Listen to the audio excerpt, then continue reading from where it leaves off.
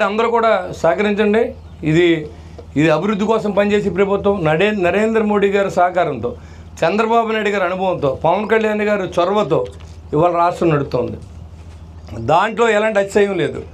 ఇదిగో పక్కన జరుగుతూ ఉంటే ఒక రఫరఫా కోసేస్తారంట.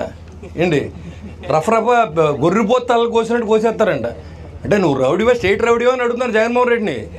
నువ్వు ఇప్పుడు ఏమి లేకుండానే రౌడీ చేసేయాలని చూస్తున్నావు. రేపు మళ్ళీ నీకు అధికారంకి వస్తే సామాన్యుడు రోడ్డు మీద తిరుగుతారని అడుగుతున్నా. అందుకే నేను ఇంటికి పంపించారు. నువ్వు రఫరఫలు ఆడించేస్తున్నావు, ఇంటికి పంపించారు. కోట్లాది రూపాయలు దోచుకున్నావని ఇంటికి పంపించారు. మీ నాన్న సమయంలోనే లక్షల కోట్లు సంపాదించిన వ్యక్తి జగన్మోహన్ రెడ్డి. ముఖ్యమంత్రి అయిన తర్వాత లక్షల కోట్లు సంపాదించిన వ్యక్తి జగన్మోహన్ రెడ్డి.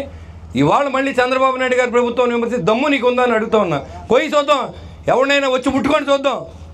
మీరు ఎప్పుడో వెయిట్ చేయాలి 5 సంవత్సరాలు. మేము రఫరఫలు ఆడించాలంటే ఎన్నాళ్ళు? ఒక 24 గంటలు చాలు. కానీ మా ప్రభుత్వం, మేము రౌడీలు కాదు, మేము ఆ ప్రభుత్వం కూడా కాదు.